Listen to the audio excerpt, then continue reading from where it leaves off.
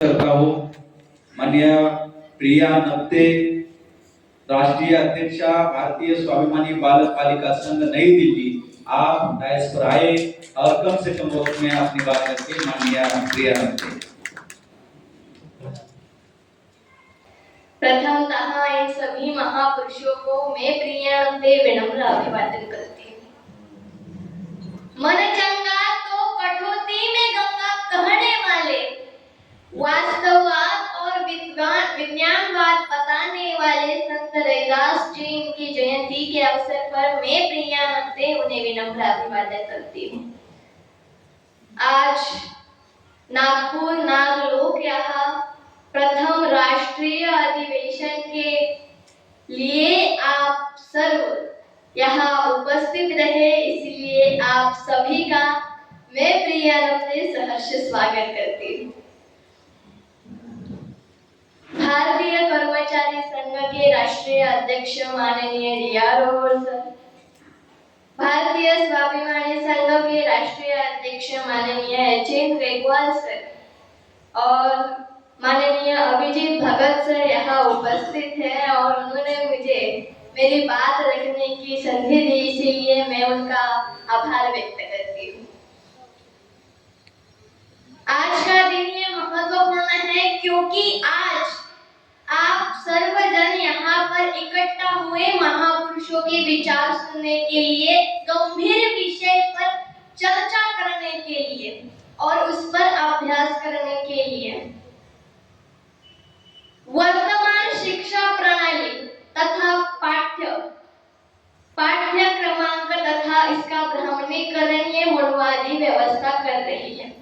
आज हम देख रहे हैं कि छोटे छोटे बच्चों को मनुवादी व्यवस्था शालेय शिक्षण के माध्यम से हमारे महापुरुषों को बदनाम कर राक्षस कर बता रही है और पाखंडवाद का इतिहास, जो इतिहास भी नहीं है, झूठा इतिहास है, वो बताने का प्रयास कर रही है।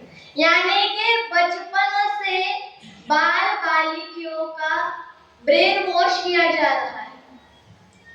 ये बहुत गंभीर बात है। इस बात पर हमें विचार करना महत्वपूर्ण लगना चाहिए। मैं आपको एक उदाहरण देना चाहती हूँ। मैं अभी 9th स्टैंडर्ड में हूँ।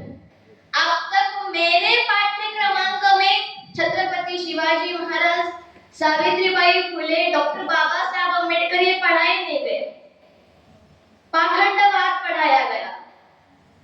इन बच्चों को सही शिक्षा मिलनी चाहिए। मनुवादी लोग, जो ब्राह्मण लोग हैं, वो संविधान पढ़कर आज जज बन रहे हैं और हमारे जो बहुजनों के बच्चे हैं वो क्या कर रहे हैं? मंदिर में जाकर पूजा पाठ कर रहे हैं, मन्नतें मांग रहे हैं। उन्हें पता नहीं कि उनका करियर कैसे बिल्ड होने वाला है। मैं आपको एक छोटा सा मेरा अनुभव बताना चाहती हूँ। ये मेरे परिवार का अनुभव है। मेरी माताजी जो है वो देवी देवताओं को, पाखंडवाद को बहुत मानती थी। यानी कि उसकी वो परंपराएं थी, परंपरा से वो चलती आ रही थी। और मैं जब महापुरुषों के ऊपर बात करती थी, देवी देवताओं के विरोध में जाती थी, पाखंडवाद के विरोध में जाती थी, तो परिवार से ही मुझे विरोध मिलता था, यानी कि मेरे माता से मुझे विरोध मिलता था। एक दिन क्या हुआ, मेरे पिताजी ने जो देवी देवताओं के फोटो रहते हैं, शंकर के, गणपति के, वो उठाए और अग्नि में डाल दिए। मेरी माताजी बहुत रोई, उन्होंने हमें विरोध किया, चिल्लाई और फिर मैं और मेरे पिताजी बाहर चले गए।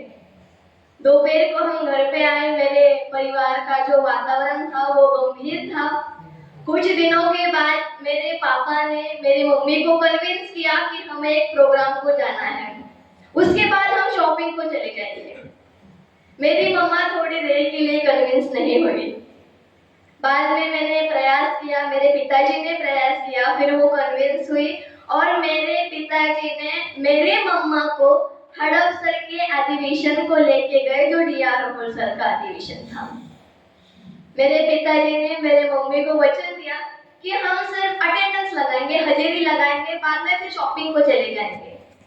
पर जब मेरे माताजी ने डीआर होस्टल का वो अधिवेशन सुना, तो वो मेरे पिताजी को बोली शॉपिंग को नहीं जाना, यही रुकना है पूरा अधिवेशन खत्म होने तक। क्या बात है। और तब से, उस दिन से आज तक मेरी मम्मा मुझे सपोर्ट करती है। और सच बताऊं तो वो डीआर होस्टल की बहुत बड़ी फैन है।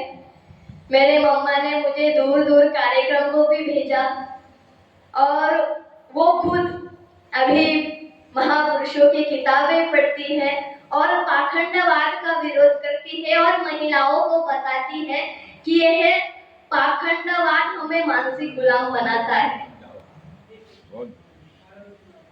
मैं आप सबको बताना चाहती हूँ कि पाखंडवाद से परिवार तो नष्ट होता ही है, उसके साथ साथ समाज भी, और समाज नष्ट होगा तो ये भारत देश भी। महापुरुषों का सपना था कि हम व्यवस्था परिवर्तन करें, महापुरुषों की विचारधाराओं पर चले और महापुरुषों का अधूरा काम पूरा करें, और आज हमें वही करना है। हमें संकल्प लेना है कि हम महापुरुषों के विचारों पर चलकर भारत को पुनः व्यवस्था परिवर्तन कर डॉक्टर बाबा साहब अम्बेडकर को, तथागत गौतम बुद्ध को, छत्रपति शिवाजी महाराज को भारत जैसा अपेक्षित था वैसा भारत हम निर्माण करेंगे।